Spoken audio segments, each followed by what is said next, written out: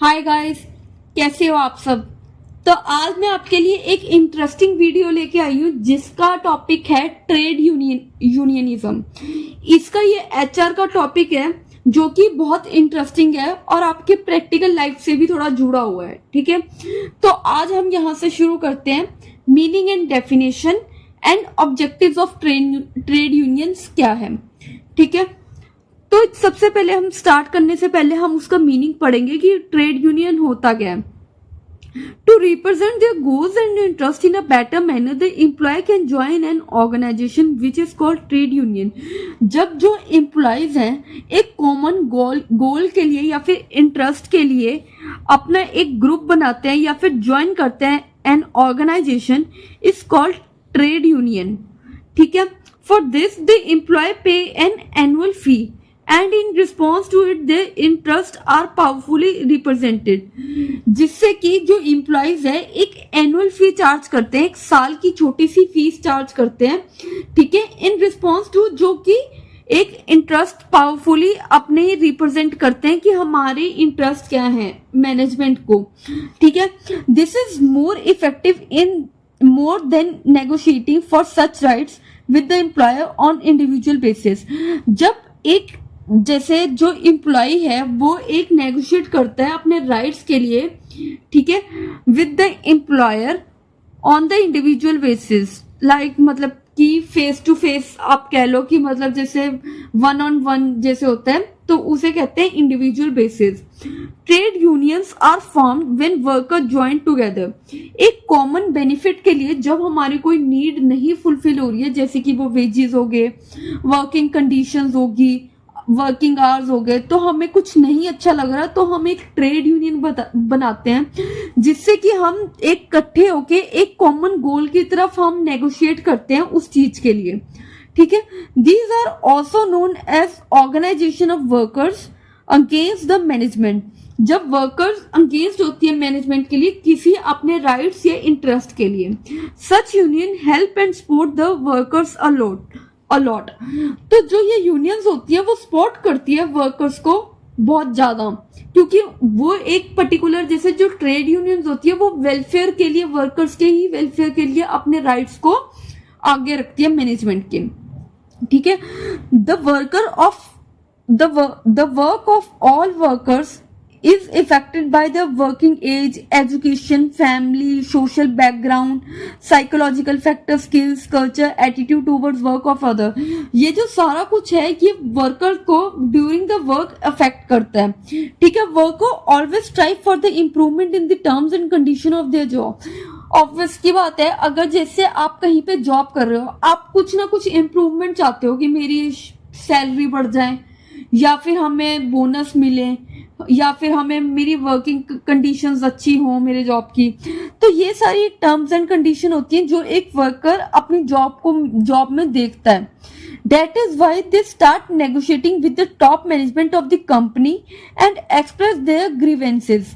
कोई भी अगर जैसे इसको वर्किंग कंडीशंस को लेके, वेजेस को लेके कोई भी अगर उनको कोई ग्रीवेंसेस है, कोई प्रॉब्लम है, तो वो नेगोशिएट करती है टॉप मैनेजमेंट के साथ या फिर कह लो मैनेजर के साथ। ठीक है, the worker also demand a share in the power of management as far as decision making. अब जैसे जो वर्कर्स हैं, पहले ट्रेडिशनल क्या होता था कि जो वर्कर्स होते थे ना वो अपना काम करते थे और जितनी वेजेस मिलती थी वो उसी में खुश रहते थे। बट आज के जो मॉडर्न वर्कर्स हैं वो क्या करते हैं, उनको पावर चाहिए मैनेजमेंट की और उनको डिसीजन मेकिंग में पार्ट भी चाहिए कि हमारी बात मानी जाए। ठीक है, तो वो इस चीज को लेके बड़ा कंसर्न रहते हैं। So in this regard trade union play an important role in protecting the workers economic interest. तो ट्रेड यूनियन उस तरीके से काम करती है, उनका इतना इम्पॉर्टेंट रोल है ऑर्गेनाइजेशन में कि वो वर्कर्स को प्रोटेक्ट करते हैं अपने इकोनॉमिक इंटरेस्ट के लिए। ठीक है, they do so by collective bargaining. जब वो साथ में मिलके एक कॉमन बेनिफिट के लिए अपनी चीज को लेके बार्गेन करते हैं, उसे बोलते हैं collective bargaining. And also by using political and economic tactics to pressurise the management of the company.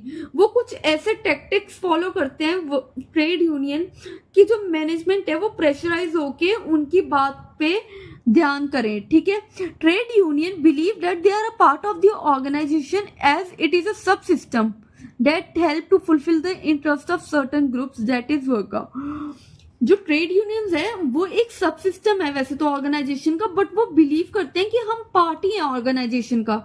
तो वो इस तरीके से मैनेजमेंट को प्रेशराइज करते हैं कि जो उनका जो फुलफिलमेंट है इंटरेस्ट का वो हो जाए, दैट इज वर्कर्स के लिए वो अपना पॉइंट ऑफ व्यू रखते हैं। If the community and organisation are growing strongly the role of trade union is also consider vital.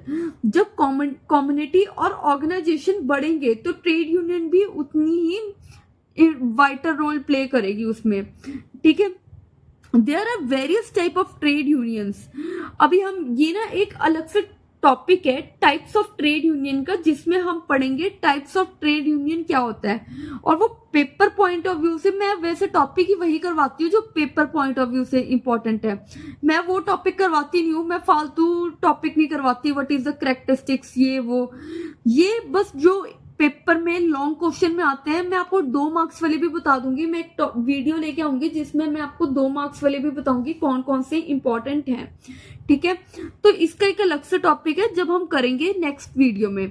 Some trade union are formed by blue collar workers, some are white collar employees and some are formed by employer. White collar blue collar workers के होते हैं जो कि company वगैरह में job करते हैं या कुछ भी है। व्हाइट कॉलर जॉब के होते हैं जैसे लेबर हो गए, कुछ ऐसे लेबर हो गए, वर्कर्स हो गए, वो होते हैं white collar jobs. And some are formed by employers. Employers कहीं जो ट्रेड यूनियंस होती है वो एम्प्लॉयर से फॉर्म्ड होती है, ठीक है। तो ये हो गया इतना मीनिंग। तो अब यहाँ पे 3 डेफिनेशंस दी हुई हैं, जो भी आपको जैसे कोई भी अगर इजी लगती है तो आप वो कर सकते हैं, बट मैं आपको फ्लिपो की करवाऊंगी अकॉर्डिंग टू फ्लिपो क्या होता है। A trade union is a workers organisation which is established by their collective activity to the welfare of the members in social, economic and potential interest and keep them secure and for improvement in it. अब trade union क्या होते हैं? एक worker की organisation होती है जो एक्स्टेब्लिश होती है बाय कलेक्टिव एक्टिविटी। ग्रुप में एक एक्टिविटी होती है for the welfare of the members, चाहे वो सोशल हो, इकोनॉमिक हो या फिर उनका कोई पोटेंशियल इंटरेस्ट हो। एंड कीप देम सिक्योर, जो कि उनको सिक्योर रखती है और इम्प्रूवमेंट के लिए काम आती है। तो अकॉर्डिंग टू मी मैं आपको ये करवा रही हूँ। अगर आप इन तीनों में और भी इन दोनों में से कोई भी अगर कंफर्टेबल हो तो वो भी कर सकते हो अगर आपको इजी लगती है। बट अगर आपको ये इजी लगती है तो जो मैंने आपको मीनिंग करवाई है उसी से रिलेटेड है तो आप ये भी कर सकते हैं, ठीक है। तो मैं आपको ये कहना चाहती हूँ कि मैंने अभी तक आपको मीनिंग एंड डेफिनेशन करवाया है ट्रेड यूनियन का। अगर आपको यहां तक कोई डाउट आता है तो आप कमेंट बॉक्स में लिख दो, क्योंकि मैं आपको कम कम करके पढ़ाती हूँ और हिंदी में पढ़ाती हूँ। मेरी प्योर हिंदी होगी। आपने मेरी अगर वीडियोस को सब्सक्राइब किया है, नई वीडियोस देखी हैं, तो आपको पता होगा कि मैं आप कैसी वीडियोस बनाती हूँ, ठीक है।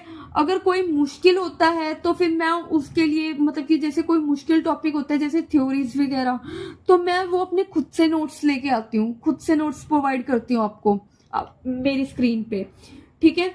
और मतलब जो मैंने आपको ये टॉपिक करवा रही हूँ ना, ट्रेड यूनियनिज्म क्या होता है और उसके ऑब्जेक्टिव क्या होते हैं, मैं एक्चुअली ट्यूशंस पढ़ाती हूँ। तो मैंने जो पास्ट मेरे बच्चे हैं तो उनको जो ये क्वेश्चन आए हैं और मुझे पता है कि क्या क्या इंपॉर्टेंट है, तो जितना मैं करवाती हूँ बस उतना ही आप कर लो, उसके अलावा कुछ मत करके जाओ, आप पास हो जाओगे, इतनी मेरी गारंटी है। और ये important topic point of view से है। तो अगर आप अभी जैसे आपने मेरे चैनल को नहीं सब्सक्राइब किया तो आप आगे जाके कर सकते हैं, ताकि आपको मेरी न्यू वीडियोस पे अपडेशन मिलती रहे और इम्पोर्टेंट क्वेश्चन आपको मिलते रहे मेरे। सो मैं एक टॉपिक लेके आई हूँ, ऑब्जेक्टिव्स ऑफ ट्रेड यूनियंस क्या होता है।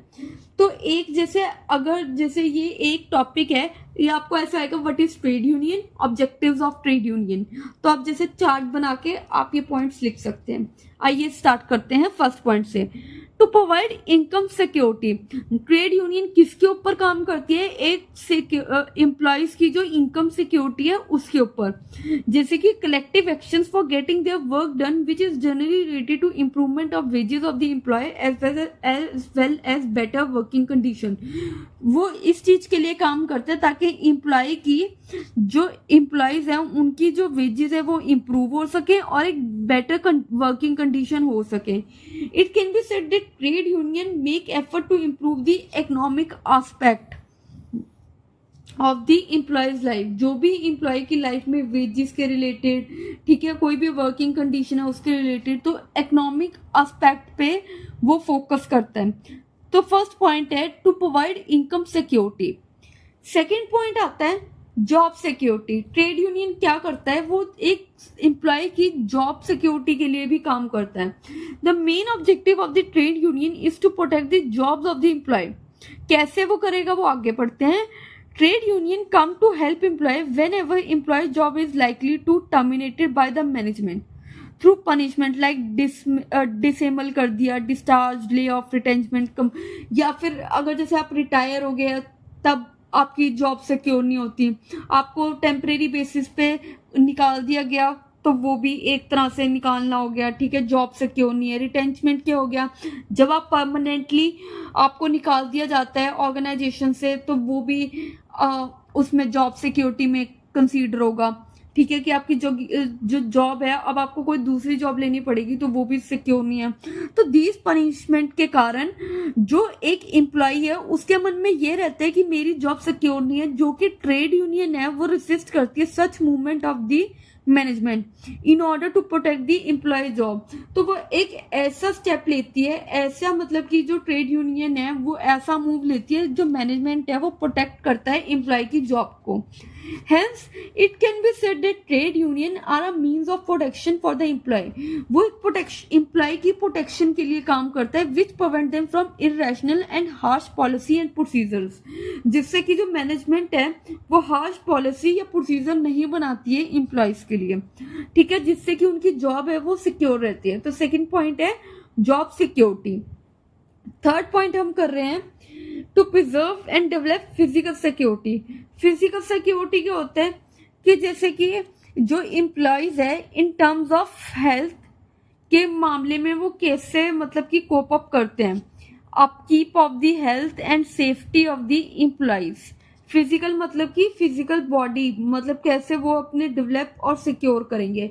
इन this regard they talk to management of the company to abide by provisions. कुछ मतलब कि जो ट्रेड यूनियन है वो प्रोविजंस बनाती है, वो आगे जाके हम एक और टॉपिक है, इसमें सारे टॉपिक्स जैसे कवर हो रहे हैं कि जो कुछ जैसे वेलफेयर के रिलेटेड, हेल्थ के रिलेटेड, सेफ्टी के रिलेटेड जो गवर्नमेंट है उन्होंने कुछ प्रोविजंस बनाए हैं जिससे कि जो एम्प्लॉय की सेफ्टी हम कर सकते हैं, ठीक है। They also exert pressure for maintaining an appropriate physical environment at the work place. एक फिजिकल एनवायरनमेंट बना के रखा है जिससे कि जो एम्प्लॉई हैं वो अच्छे से काम कर पाए, मतलब कि ज्यादा ना सफोकेटिंग होना चाहिए ना ज्यादा ओपन होना चाहिए, एक फिजिकल अच्छा एनवायरनमेंट होना चाहिए, ठीक है। तो थर्ड पॉइंट था to preserve and develop physical security. Fourth point आता है to provide job social security. अब सोशल सिक्योरिटी क्या है, जब ट्रेड यूनियन एम्प्लॉयज को हेल्प करती है for secure and peaceful life. Retirement के बाद जब एक जो ट्रेड यूनियन है वो एम्प्लॉयज को ट्राई करती है कि वो उनकी जो लाइफ सिक्योर और पीसफुल लाइफ रहे by negotiating with the management of the company about proper retirement benefit and allowances, कि ताकि उनको जो रिटायरमेंट बेनिफिट है, अलाउंसेस है वो दी जाए, ठीक है।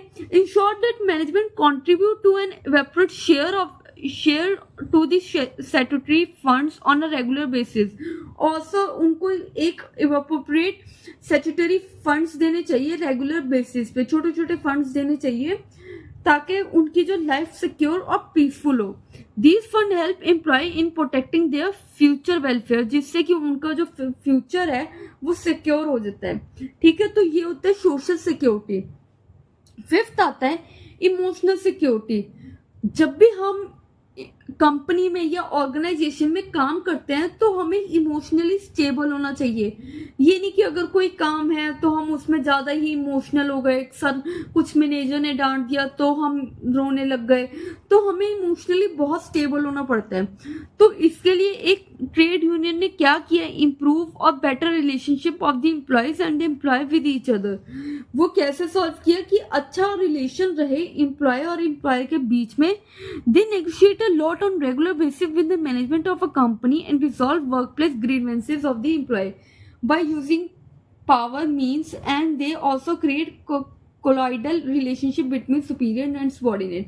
उन्होंने कहा कि जो भी ग्रीवेंसेस हैं वो सॉल्व कर लो आपस में, ताकि अच्छे रिलेशंस बने रहें, एक कोलॉइडल रिलेशंस बने रहे सुपीरियर और सबॉर्डिनेट के बीच में। तो ट्रेड यूनियन एक इफेक्टिव टूल की तरह काम करती है जो मैनेज करती है इमोशनल सिक्योरिटी एम्प्लॉयज के लिए, as ensures peace and harmony at the work place successfully, जिससे कि जो पीस और हार्मनी है वर्क प्लेस पे बना रहे, अच्छे से वो आपस में मिलके काम करे, एम्प्लॉयर या सबॉर्डिनेट या सुपीरियर। ठीक है। 6 पॉइंट आता है टू मेंटेन पॉलिटिकल इन्फ्लुएंस। आपको पता है जैसे कि पॉलिटिकल पार्टीज का बहुत इन्फ्लुएंस होता है हर चीज पे, कंपनी पे, बिजनेस पे, ऑर्गेनाइजेशन पे, सब पे। ठीक है। तो ट्रेड यूनियन उसमें कैसे काम करती है, जो ट्रेड यूनियन है associated with different political party of the country, as मतलब वो एसोसिएट कर लेते हैं पॉलिटिकल पार्टी से ताकि उनको जाके आगे बेनिफिट हो उससे। They do so in order to increase their leverage और बार्गेनिंग पावर, ताकि वो उनकी जो बार्गेनिंग पावर है वो इंक्रीज हो सके। Now days having connection and relation with various political party have become common feature of trade union. अगर अब जैसे हम अच्छे रिलेशंस किसी पॉलिटिकल पार्टी से या रिलेशन से बनाते हैं किसी कॉमन बार्गेनिंग पावर के लिए, तो जो उनका कॉमन फीचर है वो एक ट्रेड यूनियन करती है। ठीक है। आज के टाइम में ये सब कॉमन बात है कि मतलब ट्रेड यूनियन का वो गुड कनेक्शंस बना रहे हैं। समटाइम जैसे trade union seem to be working as a partner and associate of the political party. Sometime trade union क्या करती है, जो पॉलिटिकल पार्टी के साथ मिलके काम करती है ताकि वो उनके बेनिफिट में भी काम करें। ठीक है। It can be said that political power thus gained by unions is used for the benefit of the employees and in order to protect their interests। तो जो political powers हैं, यूनियन जो है वो गेन करती है political power by having a good relation with them and is used for the benefit of the employees, ताकि वो जो employees की benefit है उस पे काम कर सके और प्रोटेक्ट कर सके उनके इंटरेस्ट को। ठीक है। ये 6 पॉइंट आप कर लेना। ठीक है। ऑब्जेक्टिव्स के ये लॉन्ग क्वेश्चंस में आता है, तो इतना कर लोगे आपके लिए बहुत है। ठीक है। अगर आपको मेरी ये वीडियो अच्छी लगी तो प्लीज आप मुझे सब्सक्राइब कर देना। कोई भी डाउट हो तो मेरे कमेंट बॉक्स में और लाइक कर देना। ठीक है। और एट द एंड मैं आपका एक मोटिवेशन लेवल चाहती हूँ कि ताकि मैं भी मोटिवेट होके काम करूँ। Okay, have a good day and take care. Thank you.